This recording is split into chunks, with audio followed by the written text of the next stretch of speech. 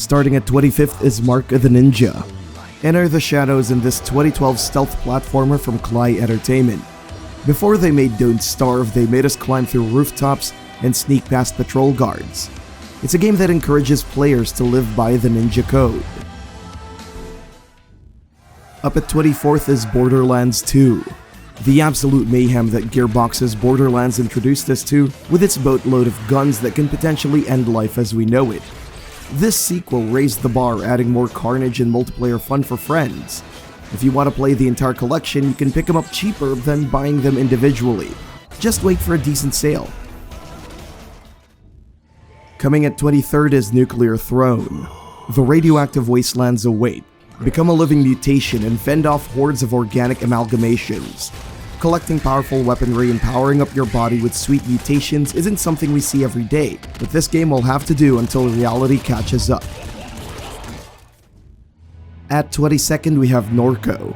This point-and-click adventure game published by Raw Fury is a bizarre yet beautiful tale about a multi-generational mystery that dives deep into its main characters. Its well-written story is set against a backdrop of immersive futuristic suburbs. It's a 6-hour introspection into humanity in a crumbling society. Our 21st entry is Inscription. Part card game, part escape the room. Devolver Digital's Meta Puzzler is the kind of game you don't want to Google. It's best played blind, especially if you're looking for a unique video game experience. The moment your character lays out his cards, you know you're in for a wild ride in this weird story. 20th in the rankings is Cuphead. Studio MDHR's platformer/boss rush is not for the faint of heart. For less than $20, you'd be spending hours and hours of your time retrying that one boss that killed you 50 times. Cuphead is a hard game, but that doesn't mean it's bad. How could you go wrong with responsive controls and 1930s-style cartoon animation? An upcoming DLC, The Delicious Last Course, will add more content, but that comes with extra cost. Of course. Put in 19th place is Hotline Miami. It's one of Devolver Digital's best and definitely the hardest. For under $20, a dash of ultraviolence is what you get. Hotline Miami is a psychedelic murder trip that complements your bloodlust with addicting electro music. At 18th we have A Short Hike. A fitting title for a $10 game, A Short Hike is exactly what it is, a short hike. As an anthropomorphic bird, make friends with the inhabitants of this peaceful forest, find secrets and fulfill challenges scattered around its small environment. 17th is Hollow Knight. Team Cherry's award-winning Metroidvania is, in the loosest sense, the cheapest Souls-like game you can get right now. Explore a once-prospering civilization underground and face off against tough creatures in simple, yet complex platforming combat. For less than $20, you get all the DLCs for free, which adds more hours of challenging content for your little knight. Listed at 16th place is Persona 4 Golden. If Sony decides to shut down the PS Vita store, buying this game on Steam is the only legitimate way to get Persona 4 Golden. This was Atlus award-winning JRPG before Persona 5 took the spotlight. It's fairly cheap and it can net you over 70 hours of playtime around its small rural town of Inaba. Coming in at 15th is Chicory, A Colorful Tale. A small indie title made by passionate developers, Chicory's charm lies in its simple art style. It's intentional, as the game relies so much on coloring the environment around you. Yep, it's a coloring book style gameplay where you can paint on everything and think about your life with each brush stroke. 14th is Kind Words, lo-fi chill beats to write to. It's impressive how a single YouTube video managed to create an artistic phenomenon. Kind Words replicates the popular YouTube video, but with its own original story. It's a safe space where you write kind letters to the people you care about, all while listening to the game's signature lo-fi music. Before we forget, be sure to visit our website at whatoplay.com to check out the latest upcoming titles. Link in the description box below. 13th in the rankings is Gunpoint, a game that plays similar to Mark of the Ninja, only here you'll be stepping into the shoes of a freelance spy doing espionage work. Use a variety of high-tech toys to silently fulfill his objectives. It's one shot, one kill, so the difficulty can be challenging for new players. 12th is The Binding of Isaac Rebirth. One of the pioneers of the ever-growing roguelike genre, Edmund Macmillan's 2011 classic gets a major rebirth. This remake introduced quality-of-life elements that made the game bearable, but challenging enough for veteran players. At the 11th spot is Day of the Tentacle Remastered.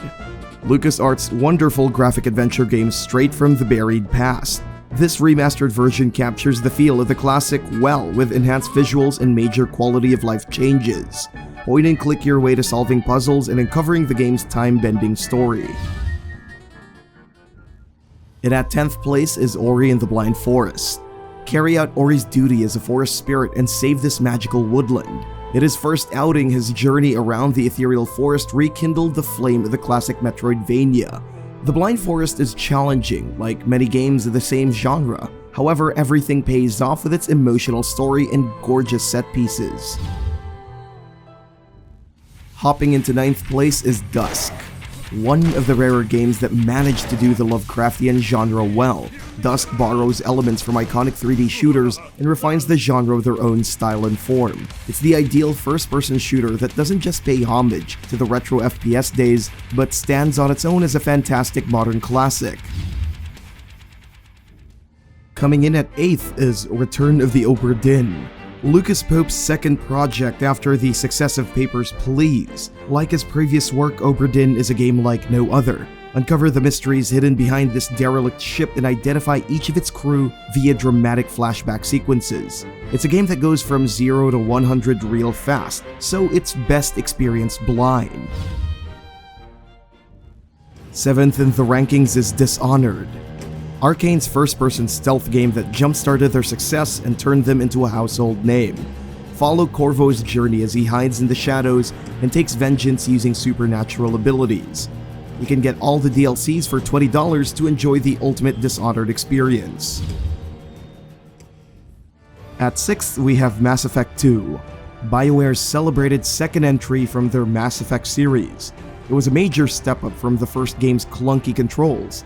This sequel featured better gunplay and a jaw-dropping ending that, to this day, fans are still talking about.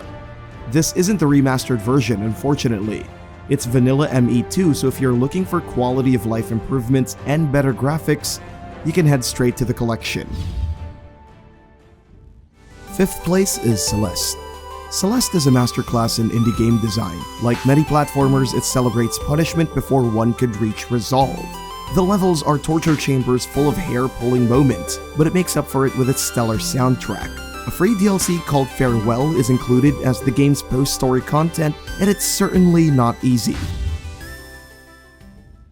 The 4th entry here is Stardew Valley. Eric Baron's multi-million-dollar indie game has sold over 20 million copies since its release. Stardew Valley is cheap and it's available on almost all major consoles, including iOS and Android. This adorable little farming simulator has hours worth of farming, dungeon crawling, and relationship building.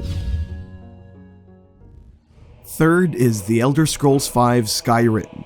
Like Stardew Valley, Skyrim is available everywhere, and its price has dropped drastically since it came out 11 years ago. At this point, everyone owns Skyrim. It's the perfect playground for your medieval fantasies, and let's not ignore the ridiculous possibilities of its modding community. 2nd place is Undertale. Toby Fox's RPG was a breath of fresh air from all Earthbound-inspired titles in the market. Undertale has heart and it flips the basic formula of its genre. It encourages players to dive deep into the characters and enemies they meet. It's more of a twisted version of Alice in Wonderland and you get to see Sans. All of this for $10.